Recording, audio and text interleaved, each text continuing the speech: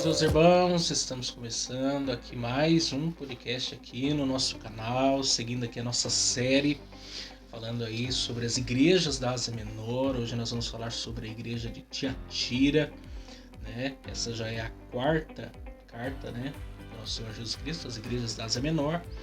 Hoje tratando aí de um tema bem espinhoso, né, as exortações de Jesus para com a igreja de Tiatira.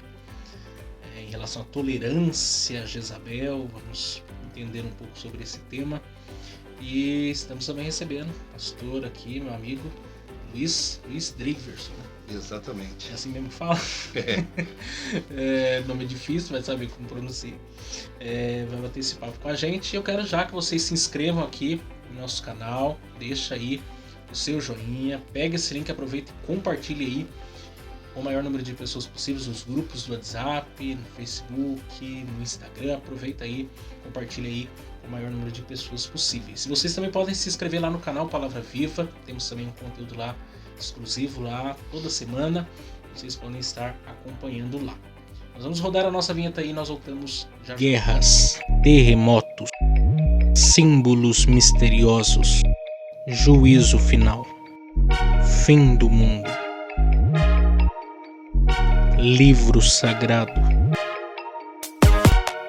Miqueias Podcast apresenta as 7 igrejas da Ásia Menor. Muito bem, estamos de volta. Primeiro que o Luiz aí se apresente aí, né? Graça e paz a todos aqueles que nos assistem, ao Miqueias, obrigado pelo convite, para a gente bater esse papo sobre as igrejas da Ásia Menor. Eu sou evangelista da Assembleia de Deus, do Ministério Belém, estive pastoreando, agora já não estou mais à frente de uma igreja, somos obreiro na igreja, já tem um tempo, e estamos aqui para bater este papo aí junto com o Miqueias aí. Sou formado na Funvic, me formei quase junto com o Miqueias ali, acho que deu um semestre, um ano de diferença. Acho que você estava na minha frente, né? E estamos aí para bater este papo. Isso aí. Vamos lá, vamos primeiro ler aqui o texto da carta, depois nós vamos pensar aqui sobre o assunto aqui.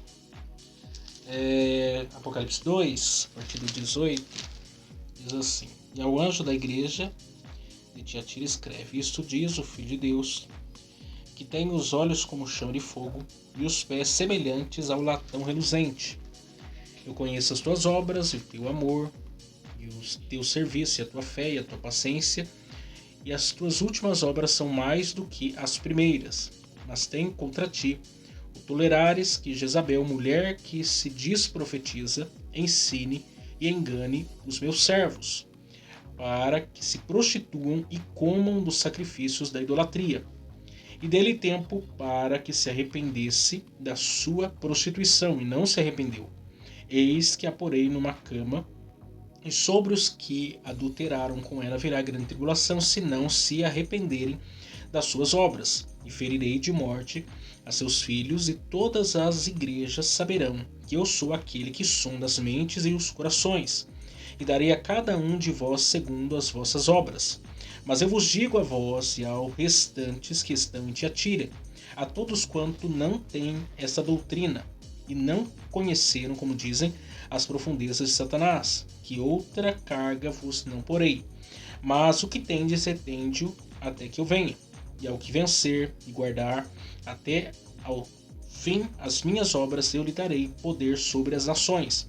E como vara de ferro assegerá, e serão quebrantadas como vasos de oleiro, como também recebi de meu Pai. Dar-lhe-ei a estrela da manhã. Quem tem ouvidos ouça o que o Espírito diz às igrejas. Então vamos lá. A carta bem, acho que é uma das maiores, né? E bem espinhosa. É uma carta que ele vem tratar muito severamente, né? A gente vê aí que é umas palavras pesadas. Por mais que Deus reconheça que a igreja de Tiatira ela tem crescido, né? Tem alcançado as boas obras, mas a repreensão é dura. É bem quente. Bem pesada. E palavras de Jesus, né? As pessoas acham que Jesus é light, né? Jesus é a hipergraça, né? Que ele não repreende, que só ele o amor. É amor, e não tem disciplina, não tem correção, e nós estamos vendo aqui que o negócio não é bem por aí não. Primeiro eu quero que você fale aí para nós sobre a cidade aí, de Tiatira? Então, a Tiatira era uma cidade ali, ficava a 65 quilômetros de Pérgamo, né? Ela era importante também porque era uma grande cidade comercial, né? Hoje, me falha a memória, a cidade é Alkizar, na Turquia, né? E ali eles tinham ali esse comércio muito forte, né? Principalmente com tecidos, tal, essas coisas, têxtil, né? Acho que Lídia também. Lídia, né? E nós vemos que era uma cidade que ela tinha prosperado na palavra do Senhor, né? Era uma cidade que ela tinha crescido das primeiras obras. Mas, como você disse aí na introdução, tinha uma Jezabel no meio dessa cidade. Tinha uma Jezabel no meio dessa cidade que ela veio se corromper.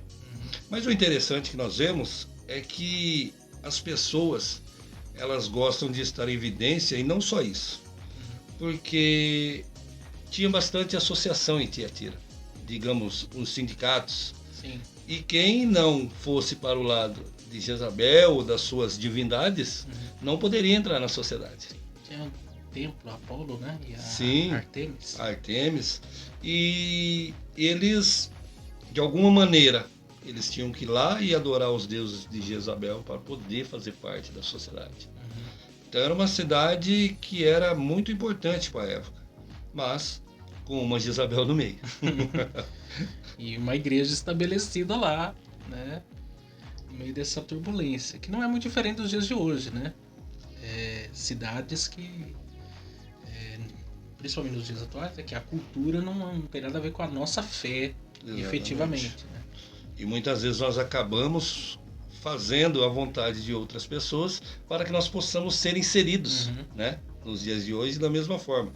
Então, porque se as pessoas acham que somente Deus não basta, que precisa de mais de alguma coisa, e acabam daí até, digamos assim, se prostituindo espiritualmente, era o que o povo fazia em Tiatira, para poder agradar não só a Deus, mas também aos homens. Sim, acaba tendo um monopólio. Isso. Quando o monopólio está na mão de um, se você não fizer aquilo que ele quer, aí ele te dá limitações, que é o que estava acontecendo aqui. Né?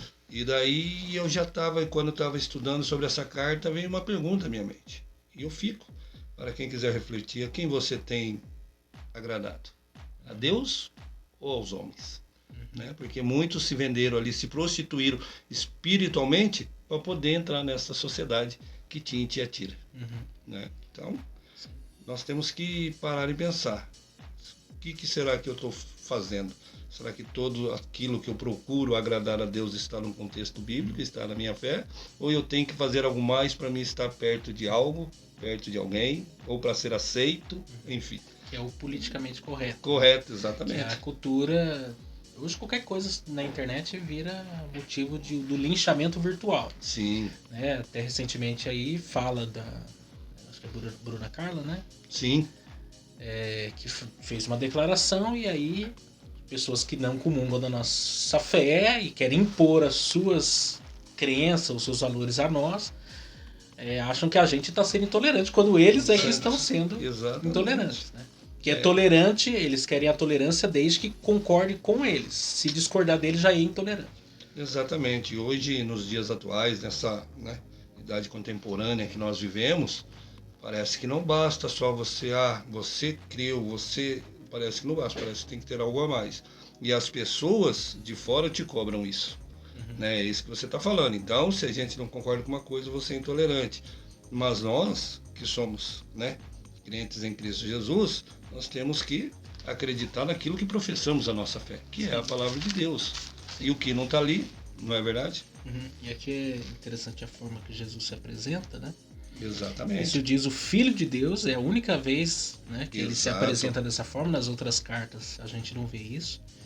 E que tem olhos como chama de fogo, né? E pés semelhantes ao latão reluzente. Exatamente. Quer dizer, a forma como Jesus se apresenta já diz um pouco do que ele vai falar depois. Do que ele vai falar depois. É interessante que na pesquisa alguns autores vão falar que uns jogam a Daniel, né? A passagem de Daniel, mas outros jogam que também ali naquela cidade eles mexiam muito com bronze. Então já contando numa figura para que eles entendessem quem era o Deus que estava ali falando com eles. Uhum. Né? Mas eu achei muito interessante que essa forma que, né, Jesus se apresenta como Filho de Deus aí. Não é ninguém que está falando para você. Uhum. É o Filho de Deus. Não é Né? qualquer pessoa. Não é qualquer pessoa. E muitas vezes hoje nós queremos ouvir tantas pessoas, mas a voz de Deus nós não ouvimos. Uhum. E ele faz uma promessa. Nós vamos ver aqui no decorrer do nosso bate-papo que ele faz. Aquele que permanecer fiel vai ter coisa boa no final. E não muda hoje para nós. Eu acho que hoje a contemporaneidade ela tem colocado muito mais no coração. Parece que só Cristo não é suficiente. Tem Ouvir Jesus já não é suficiente. suficiente mais. Se ouvir Jesus é alguma outra coisa. Exatamente. Né? E Quer dizer, as palavras de Jesus, que não que são palavras como uma espada mesmo, né? Uhum. Porque você pega o Sermão do Monte, é um exemplo clássico. O povo não quer ouvir o Sermão do Monte. Fala assim, amar os seus inimigos, dar a face. É interessante que um dia eu falava isso, nós entendemos o que é amor? Sim. Eu falei, então, dê o seu filho por amor ao outro. Uhum. Não, aí não. Eu falei, então você não entende o que é amor de Cristo. Uhum. Você entende que é a justiça de Cristo? Dê a sua face. A hora que um bater na sua face, dê outra face. Perdão, Né? 70 vezes 7. 7, então tem tudo isso. Então não basta mais. Não, esse negócio de Cristo só não dá. E aqui ele se apresenta como Filho de Deus, isso é. Quem está falando não é ninguém que está falando uma profecia para vocês. No final das cartas ele sempre fala, né? Ouça o que o Espírito diz às igrejas. E é muito interessante nessa apresentação que ele faz. Olhos como chama de fogo. Fogo, os pés semelhantes ao latão reluzente, né? Não, o fato dele dar a ideia de como mostra aquele Deus onipresente, né? Onisciente, olhos que não têm pálpebras, Sim. porque ele não dorme, ele não tosqueneja, ele não dorme, não brinca de serviço. Cochila, né? Ele está sempre ali, está sempre reluzente, sempre. Às vezes a pessoa esconde quer ter uma vida na frente de uma pessoa, uma coisa, mas diante daquele que tudo vê. Exatamente, é o que eu sempre falo. As pessoas acham que pode. Porque assim, o Miquel, ninguém pode salvar ninguém. Salvação por si só. Uhum. E por crer no Filho de Deus. Né? Ninguém vai ao Pai senão através de Jesus Cristo. E daí as pessoas acham que esconder do pastor, esconder do líder, da esposa, do esposo, da namorada, do namorado, enfim. Não adianta. Mas aquele que não dorme tudo vê. É ele que vai te salvar e é ele que está te vendo. E ele conhece, que nós vamos dizer, né, conhece as suas obras. É lógico que ele conhece, ele vê tudo. Não tem nada oculto diante dele. Né? E nós parecemos que queremos enganar alguém, né? Uhum. Chegamos no domingo na igreja com aquela espiritualidade anormal. A mulher de Jeroboão que veste uma capa, vai lá na casa do profeta, acha que o profeta não tem contato com aquele que tudo vê. Quando ele coloca lá o pé na casa do profeta, fala, entra a mulher de Jeroboão. Exatamente. Não tem como enganar. E nós entramos na igreja na maior santidade e Deus falando assim, olha, eu sei que você fez há 1 hora, 5 minutos atrás antes de entrar aqui no templo. Né? Então, nós vemos que ele se apresenta como Filho de Deus, aquele que pode julgar, e é aquele que vai julgar. Né? Eu sempre falo que, por enquanto, ele é o advogado, mas naquele dia, ele será o juiz. Sim. E com juiz não se negocia. Né? O juiz está aqui, o que você fez, o que você fez, não fez. Pronto. E sua sentença será essa. Então, eu acho muito de uma forma assim que ele vem para a igreja de Tiatira e se apresenta como o próprio Deus. Aí, sou eu que estou falando.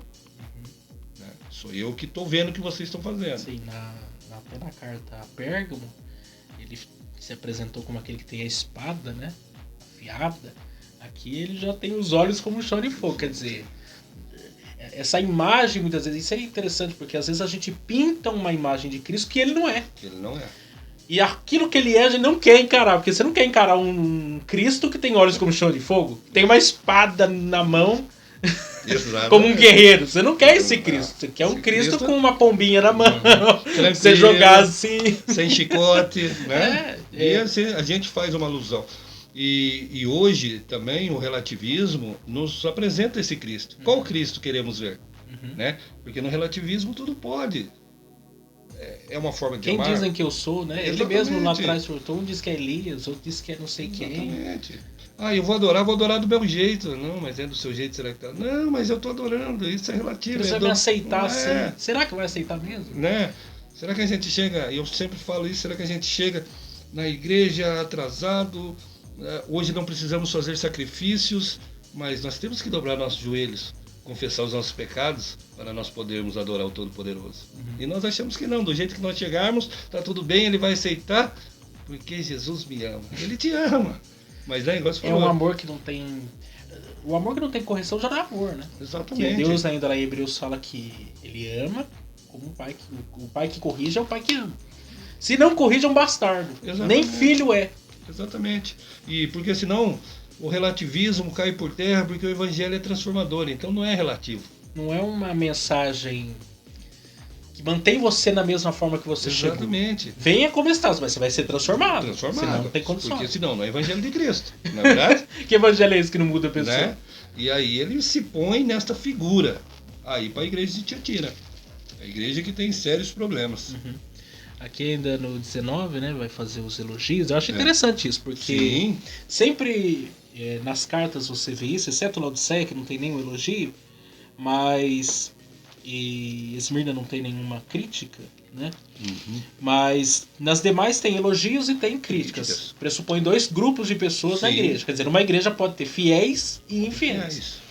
E embora seja uma igreja que a crítica aqui seja pesada, os elogios são elogios que ele não deu, inclusive, para outras cartas. E você fala assim, meu Deus, mas essa igreja, tanto elogio assim. E ele começa elogiando. Então, né? Isso aqui é interessante. Uma vez eu assisti uma mensagem do Hernandes e ele fala sobre isso. Que antes de você trazer uma palavra de crítica, você tem que trazer uma palavra de elogio. Porque às vezes as pessoas... É muito mais fácil dar críticas do que dar elogio. Sim. Exaltar as falhas do que exaltar os pontos positivos. E Jesus ele não é injusto, né? Ele sabe elogiar o que tem que ser elogiado, ele sabe criticar o que tem que ser criticado. Porque ele não quer o mal de ninguém, ele quer o bem.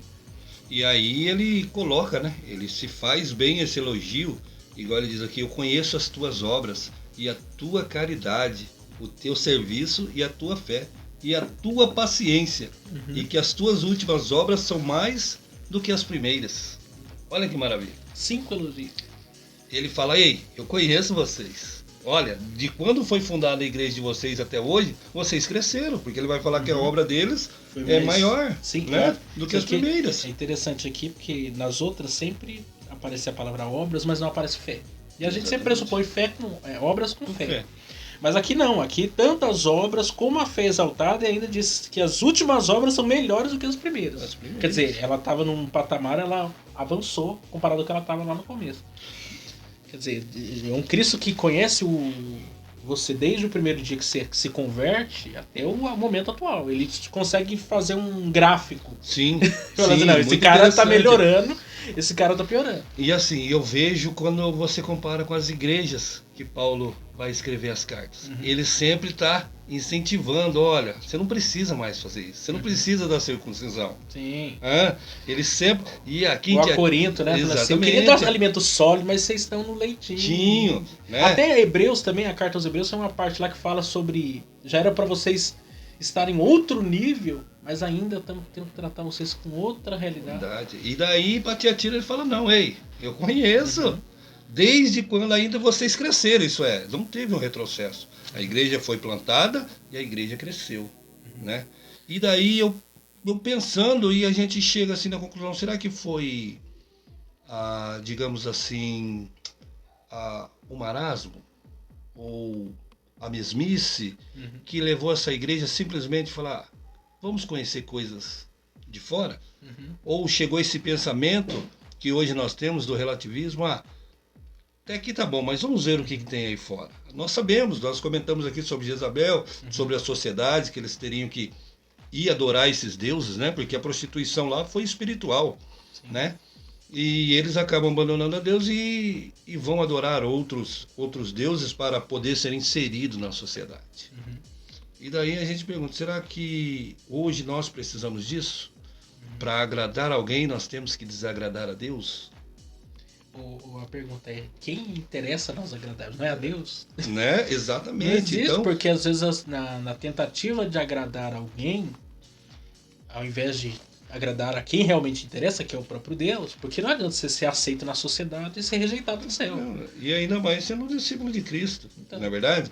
Porque aqui a gente vê ele falando para a igreja de Tiatira, mas a igreja são as pessoas. Ele fala, cada um ali falou, vocês têm crescido, vocês desenvolveram. Não, pressupõe que aqui tem um grupo de pessoas, ainda fala aqui do amor. Caridade. É interessante que Éfeso ele repreende por causa da falta do primeiro amor. Aqui não, é uma igreja que tem amor, que tem serviço, Isso. né? A diaconia, Sim. quer dizer, eles estão Crescendo. não é um amor de palavras, é amor de atos, acompanhado com obras. Essa igreja tá fazendo alguma coisa aqui.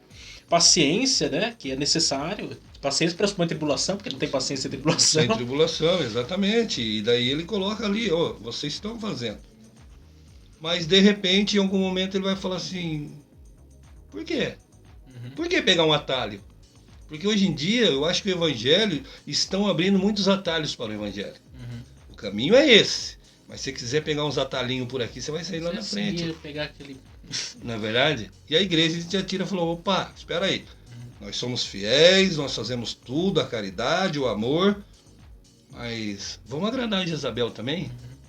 Vamos agradar a Jezabel? Ainda Paulo tem um texto que ele fala, não se cansem de fazer o bem. Porque alguns cansam.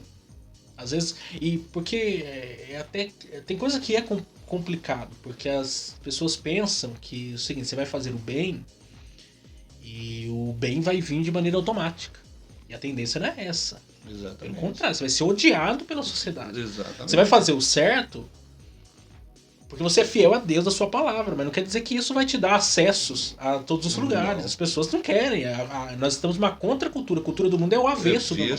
Então, ainda que você queira lutar pela justiça, pelo que é certo, a recompensa não vai vir da terra, porque a terra não pode dar essa recompensa para nós. Exatamente. Só Deus que é santo, é justo, pode oferecer isso. Então, às vezes, as pessoas cansam de fazer o que é bom. Porque às vezes não tem, esperam um retorno aqui agora, quando na verdade talvez aqui nunca vamos ter essa recompensa. Exatamente, porque eu falava até esses dias que as pessoas procuram a Deus hoje, e não só hoje, mas ao longo da história nós vemos, é quando está precisando, quando está com uma necessidade. Ninguém vai até Jesus por simplesmente conhecê-lo. Primeiro vai por uma dor ou vai por uma necessidade. Hoje, principalmente, é necessidade. Estou precisando de uma cura, estou precisando de um emprego. E para permanecer em meio à adversidade significa ser crente de verdade. Ser crente de verdade, né? E daí muitas pessoas acabam recebendo a bênção e vão embora. Porque não conhecem. E aqui... Que vieram com a motivação errada. Exatamente. Eles tinham uma motivação, porque eles cresceram. Mas no meio do caminho eles falaram, não, espera lá, nós somos a igreja... mas nós também temos que olhar para o outro lado. E coisa que jamais, né, Jesus e os discípulos fizeram. Fica para nós também a pergunta seguinte, será que hoje Jesus elogiaria a igreja da atualidade e que elogios ele daria a ela? Exatamente. Porque críticas a gente sabe que tem muitas, mas e os elogios? Será que ele poderia olhar assim, olha, eu sei as suas obras, eu sei que você tem amor. Né, fazer uma avaliação. Não, eu sei que você está trabalhando. Tem igreja que não está trabalhando. Exatamente. Ela está de braços cruzados, ela entrou no piloto automático, ela não tem sonhos, projetos. Ela estacionou ali, está no platô, sem trabalho, sem serviço, sem paciência, sem festa, sem nada. Está simplesmente... sem frutos, é uma igreja sem frutos. Né? João 15. Não dá fruto, corta e lança fora, mas... E é interessante quando a gente lê, a gente não colocar aqui a carta à igreja de Tiatira, carta a mim, Luiz, carta a Miqueias, né? Porque nós somos a igreja de Cristo. E muitos, principalmente depois dessa pandemia, ficaram no meio do caminho. Né? Que conheciam a Cristo, que pregavam o seu evangelho, né? E davam os bons frutos. Que desanimou por algum motivo. Porque... Outra, eu penso que ainda a pandemia, infelizmente, né, que a crise revela duas coisas, as fraquezas e revelam também os pontos fortes. E aí a gente percebeu que muita gente, a gente olhava assim, que era forte, não era. E às vezes quem se achou que não era, tava firme ali. Porque tem gente que não voltou ainda. Não. Não voltou. Não voltou e talvez não vai voltar. Não vai voltar, né? mais. Porque já às vezes estava ali na igreja, servindo, cultuando, naquela rotina, mas não era verdadeiro, era sincero, porque o crente verdadeiro não tem pandemia, não tem crise, não tem igreja fechada, não tem nada. Porque a gente tá olhando pro... Lógico que o mundo, né, não só o Brasil, o mundo passou por isso, mas existem igrejas no contexto do Oriente que elas nunca se congregaram.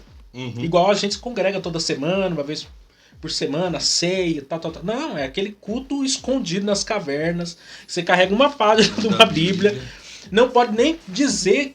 Se você dizer, você morre. Existem igrejas vivendo nessa realidade hoje. E aí, hoje nós temos toda essa liberdade. O Brasil é um país que tem toda essa liberdade religiosa. E às vezes a gente não valoriza isso. Você pode ter 4, 5, 10 versões de Bíblias, a que você quiser, você vai lá. Você pode acessar na internet qualquer pregador, né? Mas não. Bíblia, livro, tudo que você quiser tem. Então, é uma igreja que hoje, digamos assim, Jesus falaria: eu conheço o amor de vocês. Vocês fazem. Mas hoje tem deixado, né, a desejar, porque deixado a desejar. Porque senão ele não ia com tanta veemência. E ele expõe, né? Sim, ele expõe. Ele faz aqui as críticas, né? Agora ele vai começar as críticas. Exortação, porque esse é um outro ponto. Cristo elogia, mas Cristo exorta. Exorta. E a exortação não é para matar.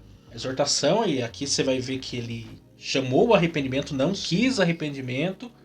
E aí, quando não há arrependimento, ele traz disciplina, correção. Que também, quer dizer, são várias coisas que as pessoas negam que Jesus faria.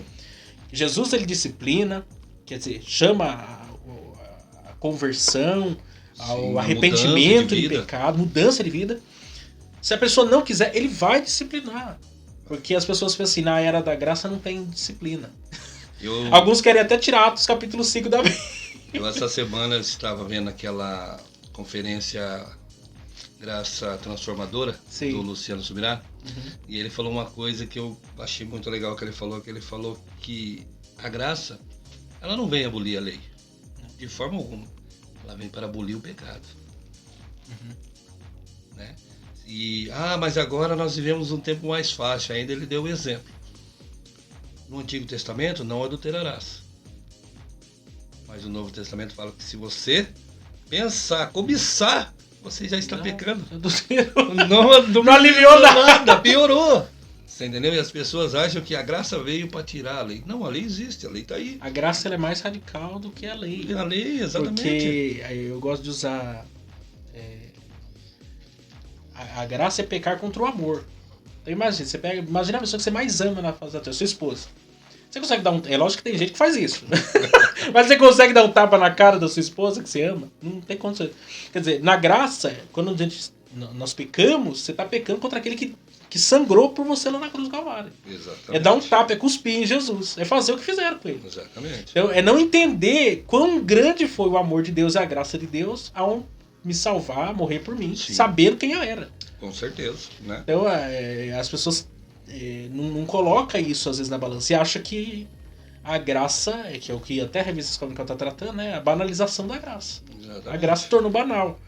Né? A palavra graça mesmo, no contexto ocidental, você usa ela para várias coisas. É igual um texto que muita gente pega e usa isso de uma forma totalmente errada.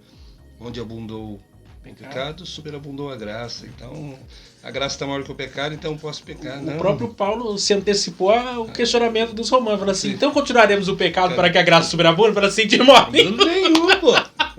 De maneira nenhuma. Vocês estão achando que tá fácil assim? Eu acho que a primeira coisa aqui, Jesus apontou o pecado deles, né? Mas sem contra ti que tolerares que Jezabel, mulher que se diz profetiza, quer dizer, ela nem é profetisa, ensina e engana os meus servos para que se prostituem como do sacrifício da idolatria. Quer dizer, é o pecado da tolerância ao pecado. Esse é um ponto crítico, né? Quando as pessoas toleram o pecado. Houve uma infração e fazemos vista grossa ao pecado. Porque hoje, Miqueias, eu vejo assim, por um lado, que ficamos preocupados muito com a numerologia. Achamos que o crescimento da igreja só é medido pela quantidade de pessoas. E muitas vezes aí passa. Mas, igual ele fala, tolerares a Jezabel. Né? Os prostituíam, comiam dos sacrifícios. E hoje, muitas vezes, nós também fazemos isso a Deus. E igual eu costumo falar, e muitas vezes a gente acha que Ah, mas eu não tenho idolatria, né? Eu não. Não, será que não? Então, Será que o carro que você pediu tanto a Deus, a hora que o irmãozinho tá chovendo, você coloca ele no seu carro e leva embora para casa, dá carona para ir a para a igreja, faculdade, para a o faculdade, cargo na enfim, empresa. exatamente, né? E as pessoas acham então que idolatria só é a imagem. Não. E eu costumo Tudo que o sempre coração ensinar. toca, ele tem o Exatamente. potencial de transformar aquilo num ídolo. Em um ídolo. Por causa E que o coração do homem é a fonte das coisas quando ruins, né? colocamos na frente de Deus, né? E ali eles vão bater contra Jezabel por causa disso, porque eles toleraram. Até essa Jezabel aqui, alguns Dizem que dizem não que é. talvez não seja uma mulher, né? especificamente, né, com esse nome, pelo menos, mas ou possa ser uma representação do que foi Jezabel mesmo, Sim. mulher de Acabe, que era uma mulher profana, que expulsou, por exemplo, os profetas, perseguiu, matou profetas, introduziu o culto a Baal, a Zera lá. Quer dizer, alguém que é o antitipo daquilo que é Cristo. Exatamente. E hoje, o que nós estamos tolerando? Né? Eu falo sempre que a gente tem que fazer essa pergunta pra gente, e tudo eu coloco pergunta pra mim. O que será que eu estou tolerando hoje? Será que... Ou simplesmente falo assim, não é comigo, vistas grossas. Ah, não, mas religião não se discute. Não, o evangelho tem que ser pregado. O evangelho da verdade. Não, e até quando o escândalo, né? O adultério, assim. O adultério não começa no adultério. Sim. Ele começa lá atrás da cobiça. Sim. Né? Coisas pequenas. De repente a coisa aconteceu. O divórcio não acontece no divórcio. O divórcio acontece lá atrás. É uma coisa que lá atrás começou a acontecer. É um rombo que começa pequenininho. Então, assim, um pastor que cai, ou um desvio doutrinário que surge e depois vira um negócio que você não consegue controlar. Por quê? Começou pequenininho, você tolerou o pequeno. O início, né? E aí, quando aconteceu, explodiu o negócio, já estava tarde. E nós vemos que aqui, né, foi muito na igreja de Tiatira, foi isso que aconteceu. Eles entram primeiro falando, ó, vocês estão na igreja, tudo bem, mas vocês também são cidadãos, vocês têm o comércio de vocês e vocês precisam fazer parte da sociedade. Sim. Então vocês têm que entrar. Opa, então vamos lá entrar. Só que a partir do momento que ele entra, eles têm que fazer o quê? Aquilo que eles querem, que é ali se prostituírem e também fazer ali as suas idolatrias, né, a outros deuses e tudo mais. Ninguém chegou lá impondo para eles, olha igreja, você tem crescido, mas agora é hora de adorar outro Deus. Não, porque senão a igreja não ia fazer isso. Mas vai colocando sutileza. Sim, né? Vai ele não desiste na primeira tentativa. Não, né? E daí a gente vai falando assim, a hora que foi ver, eles estavam lá, fazendo parte da sociedade. E a igreja? Então. Né? E muitas vezes nós achamos que isso aí não vai pegar nada. Mas, né? Não tome forma a esse mundo, Paulo vai falar. Né? Pior que é tão triste certas coisas, porque assim, no passado era um radicalismo. Sim. Para coisas até que eram secundárias mesmo. E hoje, para aquilo que é realmente importante, nós estamos tratando como se não fosse nada. Não fosse nada. No passado, no contexto que nós estamos sendo Assembleia de Deus, se a irmã cortasse lá 2 dedos no cabelo, coitado, excluída da igreja. Hoje em dia, se a pessoa adulterar, casar 3, 4 vezes, pode ser pastor da igreja, tá tudo normal. Daqui a pouco vai ter homossexuais pregando, dirigindo congregações, pastoreando grandes denominações. Por quê? Porque começou a tolerar coisas pequenas. Depois não tem como conter isso aí. Porque se um aceitar, daí começa a incendiar o negócio. Né? Então a gente tem que ter os olhos aí em Cristo e na palavra para ver o que tem seduzido a igreja. Porque eles foram seduzidos a entrar para esta sociedade, a fazer parte lá dos sindicatos, enfim. Mas teve um alto preço que Jesus teve que falar com a igreja. Né? E Jesus ainda que ele... faz mais uma advertência, né? Deu oportunidade para que houvesse arrependimento, né? Dele tempo para que se arrependesse da sua prostituição e não se arrependeu. Então, a igreja... ele dá a oportunidade, 1 chance, 2 chances, e a pessoa não quer se converter. E daí ele dá a chance para a igreja, olha, tudo bem, vocês foram seduzidos, vocês erraram, mas eu estou esperando vocês voltem. E ele fala que não voltaram, né? E isso acontece muito conosco, né? Eu dei tempo para você se arrepender, volte. Mas a pessoa, eu falo que o pecado, ele é muito sedutor, né? Ele é muito... enche os nossos corações, enche o nosso ego. E quando entra no coração, nós não conseguimos. As pessoas podem falar, ei, o que você está fazendo? É errado. Mas a pessoa não consegue. Sim, e quantas não são as oportunidades que Jesus nos dá todos os quando dias, ele né? nos confronta, porque às vezes quando vai lá o pregador traz uma palavra mais exortativa, que toca na ferida, as pessoas falam, não foi de Deus, né? É da carne. É da carne, exatamente. Ele sabe da minha vida, do meu passado, não sei. Exatamente. E não, é Jesus te dando a oportunidade de arrependimento. Eu costumo falar agora assim, todas as vezes que eu vou pregar, Miquel, que as pessoas não saiam felizes com a palavra, mas que saiam pensativas da igreja. Porque cada pregação que tiver na igreja é motivo de nós pensarmos. Sim. O que nós podemos melhorar como igreja do Senhor, né? E aqui se vê que não deu ouvido. Parece que nós estamos falando de um tempo, até comparar com o tempo de Juízes, né? O pessoal caía, passava um apuro, Deus levantava um juiz, e ainda Deus vai falar, essa geração... Essa ainda nem se arrepender, né? Essa geração não conhece a Deus. Agora ele fala para a igreja de Tiatira, olha... Não, a própria mensagem que chama a atenção aqui é a mensagem do arrependimento. Do arrependimento. As pessoas já não estão nem pregando mais essa mensagem. Porque elas pensam... tem um termo que eu já até citei, eu acho que em alguns podcasts aqui, que é a psicologização do pecado. Que é dizendo assim, a pessoa nasceu assim. Não vai mudar. Não vai mudar. Quer dizer, a pessoa é o conformismo, é a normatização daquele erro. Não, é um problema psicológico, é um trauma que a pessoa ela não vai viver, ela vai conviver com aquilo, mas não vai vencer aquilo ali. Quer dizer, nós estamos psicologizando o pecado, e pecado é pecado. Pecado é pecado. E precisa ser mudado, precisa haver arrependimento, precisa haver mudança de vida. Pelo nome, chamado pelo nome, né? É. Senão as pessoas chegam na igreja e falam, ai Senhor, eu pequei. Tá bom, eu sei que você pecou, eu conheço todas as coisas, eu sei de tudo. Mas, e não fala, e não se arrepende. E daí eu falo, tanto o pecadinho como o pecadão é pecado. Sim, você pega o João Batista, a raça de víboras. Né? Quem quer pregar uma mensagem dessa? Então, nós vemos que Deus, hoje, as igrejas estão de portas abertas. Olha, eu vi, né, quando eu estava dirigindo a igreja, que na pandemia, a hora que abriu a igreja, muitas pessoas que não conheciam o evangelho, vieram para a igreja. Muitas pessoas. Né? Por quê? Porque ouviram muitas coisas e aquilo tocou o coração. Né?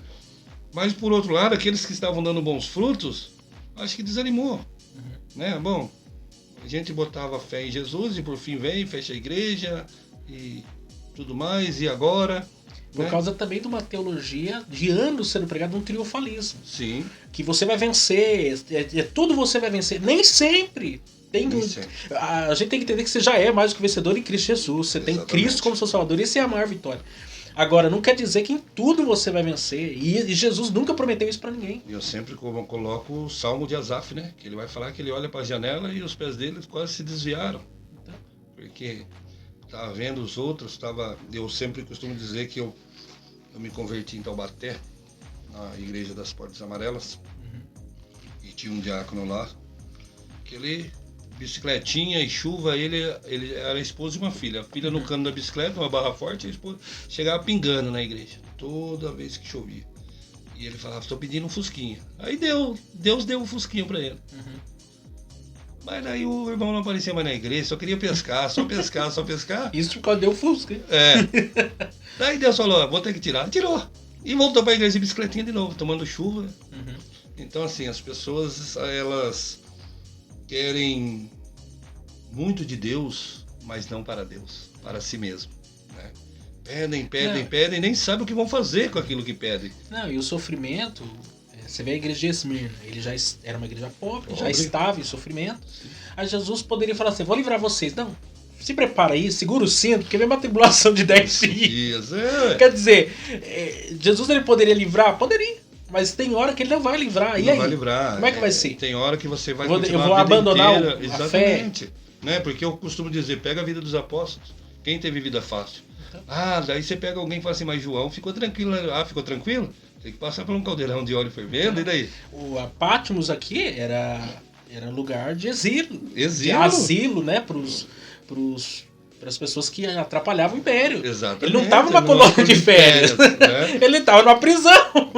Vai sair, vai, né? Jesus mesmo fala, o Filho do Homem não tem onde reclinar a cabeça. E nós, que dizemos servos de Cristo, queremos Que tudo seja vitória em nossas vidas. Sim, é a parábola do rico Lázaro, né? É, O exatamente. Lázaro aqui não teve consolo, ele foi ter consolo lá. Exatamente. Enquanto o rico teve consolo aqui, mas lá no inferno não tem consolo, tem refresco. Não tem E as refresco. pessoas têm que pesar isso na balança. As pessoas têm que entender, mas restitui o Jó, mas ele restitui o Jó porque ele quis.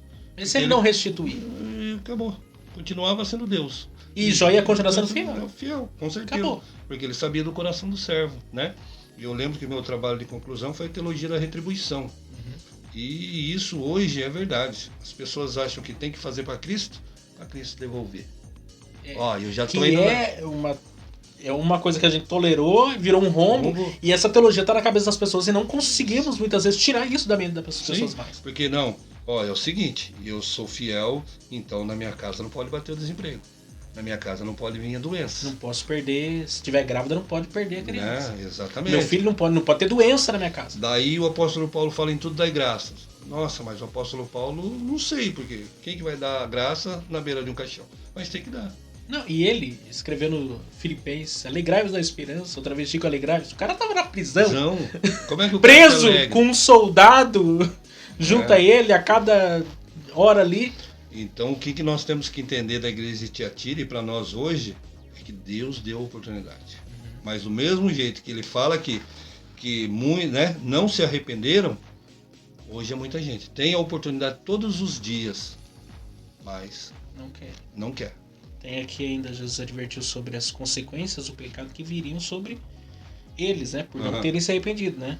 Que é o verso 22 e 23. Eis que porei numa cama, e sobre os que adulteraram com ela virá grande tribulação, se não se arrependerem de suas obras. Quer dizer, ainda estava dando uma oportunidade ainda mais. Sim. E ferirei de morte os seus filhos, e a todas as igrejas saberão que eu sou aquele que sonda as mentes e os corações, e darei a cada um de vós segundo as vossas obras. Então Quer dizer, é um Cristo que disciplina. Ele dá a oportunidade de arrependimento para não chegar nisso aqui. Exatamente. Mas se eu não quiser arrependimento, eu também não vou. Porque o perdão de Deus não significa que ele vai tirar a consequência do pecado. Exatamente. E ainda ele fala aqui, aqueles que se adulteraram com ela virá grande tribulação, se não se arrependerem das suas obras. Isso está dando oportunidade. Mesmo na disciplina ele está dando uma segunda chance. Olha, vocês que estavam com ela, vocês não se arrependeram, mas vocês estavam fazendo as práticas ilícitas. Mas, se mudarem, eu perdoo. Sim. E quantas pessoas, né, que... E algumas se arrependeram, entenderam que estava errado, voltaram. Às vezes sofreram consequências por causa dos seus erros, porque Deus ninguém se zomba, não tem como zombar de Deus. Mas teve gente que foi livre, às vezes, de morrer de tantas coisas, porque deu um passo atrás. Exatamente. Se tivesse ido um pouquinho mais além, acabou. Já tinha perdido. E é interessante nisso que no versículo 23 vai falar, né? Eu sou aqueles que sondam a mente e os corações, e darei cada um de vós segundo as vossas obras. Né? E ele fala no início: eu ferirei de morte a seus filhos, e todas as igrejas saberão que eu sou aquele que sonda a mente e os corações. E é isso que você falou. As pessoas às vezes falam assim, já me fizeram muito essa pergunta: Deus é vingativo? Eu falo, jamais. Não. Mas a consequência do seu pecado, o seu pecado vai trazer uma consequência para a sua vida. É o que você acabou de dizer. E o responsável é você mesmo. É você mesmo, não é Deus. Você pecou, você fez algo, a consequência sobre o pecado vai vir. Né? E não adianta colocar a culpa em Deus. E mesmo que cair na mão de Deus, Deus é misericordioso. Sim. O Davi ele preferiu cair na mão de Deus do que cair na mão dos homens, porque os homens não têm misericórdia. misericórdia. Deus ele é ainda misericordioso. Agora, e é melhor ser disciplinado por Deus do que ser disciplinado por qualquer outra coisa. Que nós caiamos realmente na mão de Deus, para Deus ter misericórdia de nós. Só que aqui Jesus está dando a oportunidade de arrependimento. Sim. Quer dizer, se o povo chegar, se deixou levar as últimas consequências, não foi por falta de oportunidade. Exatamente. E ele é engraçado que ele dá a sentença, mas ele dá um escape. Mas, se arrependerem, né? Então isso olha, vocês estão disciplinados, o que vai acontecer com vocês é isso. Né? O profeta, Jonas, vai a Nínive e declara, olha, vão acabar com a cidade. Todo mundo, até o rei de Nínive se prostrou ali, rasgaram a roupa e tal, e tiveram livramento. Depois vão ter consequências de novo. Mas Deus não quer punir ninguém. Ele quer que se arrependa. Né? E eu costumo sempre falar, não é que Deus olhe para nós, nossa, Miquel, você é tão bom, nossa. Mas toda vez que ele olha pro Miquel, ele olha pro Luiz, ele vê o sacrifício de cruz do filho dele. E daí esse amor transborda. É porque eu acho lindo isso, porque assim, Deus ele não nos vê como alguém que não tem chance de mudança. Não, porque ele sabe que tem por causa de Cristo. Exatamente. Cristo é a mudança, Cristo é a solução, Cristo é a saída. Ele olha pra mim e fala assim, não, ainda tem chance pra você. Tanto é que Cristo bate o martelo. Ninguém vai ao Pai senão por mim. Não, até mesmo o adúltero, o ladrão, ele está adúltero, está prostituta, está ladrão, mas não é prostituta, não é ladrão. Pode mudar o cenário. Pode mudar, há chance de arrependimento. O estado que a pessoa se encontra não define, não dá identidade para ela. Quem dá identidade é o Evangelho. Exatamente. O Evangelho diz o seguinte, você é filho de Deus. Eu acho muito legal as aulas da escola dominical e esses dias teve do divórcio, né? E falando e que não tem jeito e aí eu até ouvi o pastor falando que ali eu imagino a hora que Cristo está na areia, que está todo mundo que joga Maria Madalena perto dele para apedrejar, eu acho que ele estava escrevendo o pecado de cada um ali na areia. Dá uma olhadinha aqui. Quem não tem pecado, tira a primeira pedra. Né? E vá, não peques mais. Né? Deus, porque pela lei Deus condenaria ela. Mas Jesus condenaria ela, mas na verdade ele olha com os olhos de amor. O Vai e próprio não faça mais. Davi com Betseba, pela lei era para ser apedrejado. Apedrejado. Mas houve arrependimento. Cria em mim, ó Deus, o coração puro. Sim, não tire de mim o vosso espírito, né? Né? O cara se lança ali. Essa é a diferença de Davi para Saul também, né? Saul nunca se arrependeu do seu. Exatamente. Davi tinha um coração quebrantado. Um homem segundo o coração de Deus, né? E eu acho que hoje as pessoas têm que levar mais a sério a palavra de Deus no sentido de quem Deus é. Porque nós ficamos nesse Jesus é amor. E ele é até o último minuto, porque ele vai perdoar você até na última oportunidade. É como se fosse dois deuses. Deus e Jesus fossem dois diferentes. Não. Mas a hora que fechar o livro da vida, acabou. Né? E aí? Ah, mas eu sou novo, eu vou esperar para voltar para Jesus, mas você é dono do tempo? Então, quem sabe? A mensagem de Paulo lá em Atenas, né? Alguns falam assim, amanhã. Não, você não tem amanhã, você não sabe nem se você vai chegar daqui, você não sabe nem se vai passar da meia-noite. O evangelho está sendo pregado agora. Então, a oportunidade sempre é para aquele momento, para aquela hora. Né? Nós não temos controle de um passo à nossa existência, um côvado, né? E aí daí ele faz outra coisa, lembrando as pessoas, e darei a cada um de vós segundo as vossas obras. Acabou. Morreu. Fechou o livro da vida. A questão do arrependimento aqui, arrependimento não é chorar. Não. É mudar. É mudança. Arrependimento. Porque as pessoas pensam assim, não, eu chorei, confessei meu pecado, tô livre. Não, você mudou? Você tomou uma nova decisão? Metanoia, mudança de mente? Ah, não, eu de vez em quando ainda dou uma vacilada. Não, então toma posição. Não tem aqueles que pedem o perdão no pecado, mas já está pensando. Pecado de novo. Naquele mesmo pecado. Né? Então, não, como a gente fala, fica aquele pecado de estimação. E ele fala, né, que eu darei a cada um de vós segundo as vossas obras. Então, não tem depois como... Por isso que é individual. Não adianta se você era filho de pastor, se sua mãe cantava, se você... Se profetizou, não se adianta, orou e alguém foi curado. Crer e arrepender dos pecados. Né? Ainda que Jesus destacou que nem todos os crentes de Tiatira eram tolerantes ao pecado de Jezabel. Mas eu vos digo a vós e aos restantes que estão em Tiatira, a todos quantos não têm essa doutrina e não conhecem, como dizem as profecias de Satanás, que outra carga vos não porém, mas que tendes retende até que eu venha. Quer dizer, tem aqueles que toleraram, mas tem aqueles que não toleraram. Teve aqueles que falam assim, não, eu não tolero. Se você quiser tolerar, é o caso de Josué lá. Sim. Vocês querem servir a Deus? Queremos. Se vocês não quiserem, eu e a minha casa serviremos o Senhor. Vocês que vão lá para os outros deuses, né? Chama a responsabilidade para si. Porque às vezes a gente vive essa realidade. Você está num contexto, muitas vezes você não tem autonomia para mudar muita coisa. Você está dentro do sistema. Sim. E você está vendo que o sistema está corrompido. Você está vendo que a coisa não está do jeito que está. O que eu tenho que fazer? Eu tenho que fazer a minha parte. Exatamente. Se ninguém quer fazer, certo, eu vou fazer. Exatamente. A diferença é isso. E o bom que Jesus aqui ele expõe, né? Aquilo mesmo. Fala, tem muitos aí que não conhecem essa doutrina. Não tem praticado. E eu permaneço que, olha, fique aí, até que eu venha. Permanece firme. Então não é porque tal doutrina ou alguma coisa entrou na igreja que você é isso que você está falando. Eu não posso me contaminar. Daniel estava numa situação corrompida. Estava lá. Mas Daniel não se contaminou. Não, eu prefiro aqui deixar eu com a cenourinha e com a minha água, tá tudo certo. Né? Não, você tem que adorar. Não vou. Então, assim, cada um, porque ninguém... Não, mas eu fiz porque o Miquel fez. Mas você vai ter que prestar conta para Deus individualmente. Lá diante de Deus, você não adianta culpar fulano ciclano, né? Não. Cada um vai ter que dar conta de Deus. Então, assim, hoje, como Deus conhece o coração e sabe que tem muitos fiéis ainda na igreja de Cristo, né? E é por isso, senão tinha acontecido já igual o Sodoma e Gomorra, né? Tem quantos lá fiéis? Tem 20? Tem 10? Tem quantos? Né? Então, ainda tem uns que são fiéis, porque ele fala para a igreja de Tiatira, olha, permanece até que eu venha. E hoje é difícil. Com tantas coisas que ouvimos, e tem coisas que gostamos de ouvir. Podemos ser hipócritas aqui e falar que, né? Mas, como eu disse, nós estamos agradando a Deus com isso que nós estamos ouvindo, ou estamos fazendo, ou estamos tentando imitar, igual eu falo, né? O pai sempre quer que o filho se pareça com o Neymar.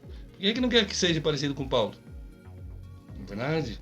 Quer que o filho seja médico, quer coisa, mas por que não quer que ele seja pregador do evangelho? Do evangelho, na verdade, porque aqui... Porque também já o secularismo entrou dentro da igreja, dominou a mente das pessoas, e ela pensa isso, ter sucesso na vida é ser médico, é ser advogado, é, sei lá, ser um empresário de sucesso. Mas ser pregador do evangelho, não. Né? Meu filho, não.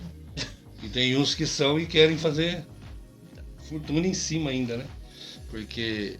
acha que é só isso, mas nós pegamos aí os pregadores aí, os profetas que não tinha nada, não tinha o que comer, não tinham o que beber, e a provisão era do Senhor, né? Mortos. Então nós temos que abrir o olho, porque se nós não permanecermos firmes, nós não receberemos a coroa da vida, né? Porque eu estava vendo um vídeo hoje ainda do Celso Portiolli, ele não quis falar o nome do amigo dele, que é pastor. E ele perguntaram para ele, e sua religião? Ele falou, cara, eu sou quase evangélico, porque eu vou me batizar agora. Né? Porque ele teve um câncer, uma coisa assim, estava vendo o vídeo lá, e ele fala que vai para Israel, aquele costume de querer ser batizado do Jordão, tá? E vai para lá. Daí ele falou, mas por quê? Ele falou, cara, porque no momento da minha doença, as palavras de Deus que eu ouvi, que esse amigo pastor falou para mim, eu quero também. Então você vê que não tem segredo na palavra de Deus. Não, e a questão da doença, eu tive, algumas pessoas sabem disso, eu tive uma doença crônica no intestino no período da infância. 4 anos praticamente internado no hospital. E se tem uma hora que a pessoa não é nada, não é ninguém, é quando tá com a enfermidade. E quando você chega lá, você pensa que o seu problema é o maior de todos. Você chega lá no hospital, tem gente com situação pior que você. Exato. Aí você fala assim, aí você esquece que você tem um problema, daí você começa a evangelizar lá, coisa, falar de Jesus. Você começa a consolar, você precisa ser consolado, você consegue consolar outro. Daí você vê que você não tá tão ruim quanto você achava que você tava. Exatamente. Tem gente que tá em situação muito pior. Então, eu acho que o pior é quando a pessoa não tem essa esperança. Nós, se morrermos, sabemos que tem a vida eterna. Agora, tem uns que não tem essa perspectiva. E a igreja tem que dar aquilo que ela tem, que é a palavra de Deus.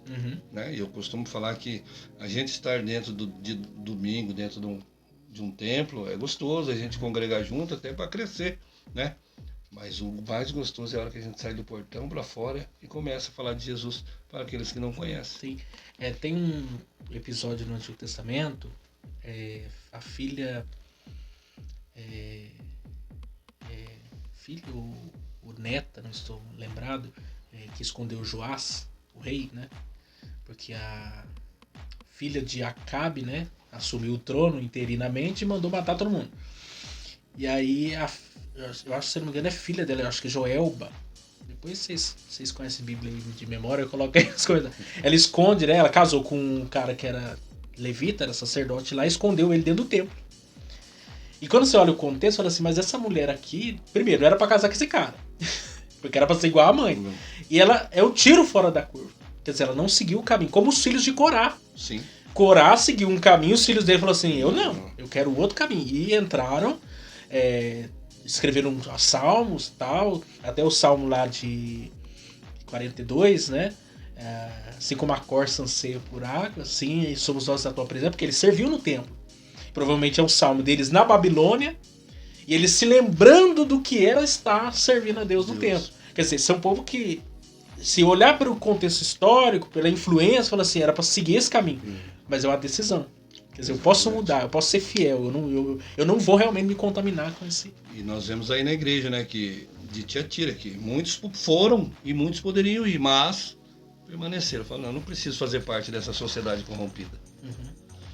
Aí nós temos as promessas aqui, né? Jesus fez uma promessa aos crentes aqui. E ao que vencer e guardar até o fim as minhas obras, eu lhe darei poder sobre as nações, e com vara de ferro a regirá, e será quebrada como vasos de oleiro, como também recebi de meu Pai, e dar-lhe-ei a estrela da manhã, que dei ouvidos ouço que o Espírito diz às igrejas. Isso. Que somente os fiéis, né, e os constantes gozarão das promessas de Jesus. Sim. Quer dizer, se você manter firme até quem vencer e guardar até o fim as minhas obras, aí sim. E aí que está o problema, né? As pessoas acham que as promessas que Deus tem na vida dela é só para essa terra, é para o mundo, presente, né? E não é. É que sempre eu costumo falar, o crente que está na igreja, se ele não almeja somente o céu, ele está no lugar errado. Porque nós sabemos que aquele que perseverar estará com Deus. Mas a nossa vida não acaba aqui. Né? Porque seria muito triste. Muito se a gente triste. pensar humanamente no negócio, gente, morrer, que nem muitos pensam o aniquilacionismo. Morreu, acabou. É muito sem sentido. Por que Deus fez um homem consciente, conhecedor do bem e do mal? As suas decisões causam impacto na sua vida, não só no presente, mas no futuro. Para além da morte, inclusive. Seria muito sem sentido. Para que nós viveríamos com essa carga tão grande nos ombros enquanto estamos na Terra, se isso não fosse levar para um fim eterno? Exatamente. Não faz sentido. Não faz sentido. Era melhor não ter regra, não ter certo e errado, eu faço o que eu quiser, tá tudo bem. Daí sim, morreu, acabou.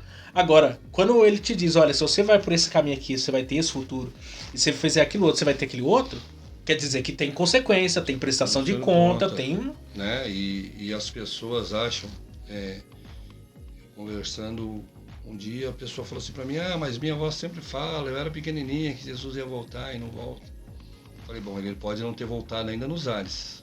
Mas para cada um que o livro da vida é fechado, ele voltou. Depois da morte segue o seu juízo. E aí? Né?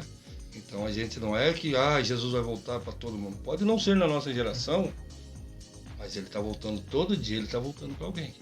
E como que está a vida dessa pessoa? Porque aqui nós vemos uma igreja que era fiel, que cresceu, que deu os bons frutos, mas quis ser inserida num contexto que não era de Deus. E digamos aí 60 e 40, vamos ser bonzinhos, 60 foram e 40 ficou. E Deus ainda fez questão de anunciar esses 40 que ficaram. Olha, permanece, retém até o fim. E aqui no final ele faz, né, essa promessa, que aquele que estiver com ele até o fim, permanecer, vai estar com ele. Sim, os vencedores reinarão ao lado de Jesus, né? Darem poder sobre as nações, porque essa é a vitória, né? Exatamente. A igreja reinará com Cristo, né? A igreja vai estar com Cristo julgando os ímpios. Exatamente. A ordem das coisas vai mudar. Vai mudar. Né? Porque talvez hoje, porque alguém pode pensar assim, não, o inferno é aqui. Não é. Porque você pega um cara lá que roubou merenda de criança, que assassinou, que estuprou, tá em prisão domiciliar, numa casa de 5 milhões de reais, com funcionários a seu bel prazer. Isso não é juízo. Não. Isso não é juízo. Eu não posso olhar pra isso. Isso não é o inferno, isso é o céu. Igual falaram pra mim que o inferno não existe, o inferno é aqui. Eu falei, se fosse aqui o inferno, tava bom. Tava bom demais pra você. Agora, quando as luzes desse mundo se apagarem, de fato, quem é salvo vai... Porque morreu hoje, o crente, essa é a alegria do crente, né? Você morreu agora, você morreu em Cristo, você vai pro paraíso. Não tem choro, não tem angústia, não tem tristeza, não tem mais nada, você tá com Cristo. Agora, no segundo seguinte, se você morreu sem Jesus, você vai pro Hades e você já vai estar em tormento. E aí não tem mais ex. Quer dizer, estar com Cristo é reinar com Cristo, é outra realidade. E as pessoas às vezes acham que a vida é só aqui agora. Só aqui agora. Não vai ser assim. Né? E daí tiro lição dessa igreja de Tiatira, que era uma igreja que não era má, era uma igreja boa, porque cresceu, uma igreja que cresce, tinha a palavra, e daí deixa o relativismo, né, o sincretismo, tudo entrar dentro dela e começa a comer fora da palavra de Deus. Mas nós vemos que Deus é justo, que Ele reconhece aqueles que permaneceram e faz promessa não só para aqueles que permaneceram, mas também Deus é tão bom que Ele deixa aí. Jesus fala, olha, se arrependem. Os vencedores brilharão como a estrela da manhã. Está com Cristo, né? Cristo é a luz do mundo. É se arrepender, é voltar para Cristo, né? Eu acho que as pessoas hoje acham que pode manipular, né? Porque hoje temos um evangelho aí que a gente vê muito aí na internet de você é a última bolacha do pacote, você pode, você faz. Não, a gente não pode nada, a gente não é nada, né? Sem Cristo nós não somos nada. Nós não tivemos nem capacidade de pagar os nossos próprios pecados. Cristo morreu por nós, né? Então, o que nós podemos? Nada, somos servo. Sem mim nada poder fazer. Somos servo. Ah, mas servo da conotação de escravo. Então pronto, é isso. Mas nós somos uns servos livres. Somos livres Ser em Cristo servo Jesus. de Cristo é ser verdadeiramente livre. Livre. Escravo é aquele que está preso. né? Tá preso Nos pelo vícios, pecado, exatamente. todas essas coisas lá. Né? Mas O próprio nós, Satanás. em Cristo, nós somos livres. Totalmente. Não tem nada Paulo aqui. mesmo se declara, eu sou servo, doulos, sou escravo de Cristo. E a melhor coisa é ser escravo de Cristo. Porque a ideia do escravo, isso é interessante. Quando nós éramos escravos do pecado, do mundo, do sistema dominado por Satanás, nós não deixamos de ser escravos, nós mudamos de senhor. Exatamente. Alguém nos comprou e nós tornamos servos desse novo senhor. O senhor é o próprio Cristo. E ter Cristo como nosso senhor é você ser livre. Ser livre. Exatamente. Nada mais te amar. Resgatado, Nada comprado mais. de volta ali para ser uma nova pessoa. Então eu achei que é uma carta que é pesada, sim, mas em todo o tempo Cristo, com seu amor, que levou esse amor que levou ele à cruz, ele fala, se arrependam, volte para mim. E vocês que estão, fique firme, igreja. Fique firme, igreja. Então hoje muitos, porque assim, porque não, permaneça firme. Aonde você está, João 15, faça dar fruto. Floresça. Porque nós estarmos na igreja de Cristo, fazendo parte do corpo, nós somos a igreja de Cristo, fazendo parte do corpo e não dar fruto, como chegaremos diante dele? Árvore que dá fruto do corpo, né? Como chegaremos? lança no fogo. Como chegaremos? Né? Então, é para se pensar e meditar nessa palavra aí, aqueles que nos assistem, porque essa carta aí, a igreja de Tiatira, é uma carta muito relevante. Quem tem ouvidos aí, ouça. O Espírito diz E torna-se responsável pelas palavras de Jesus. Agora você ouviu até o final, já era, meu filho.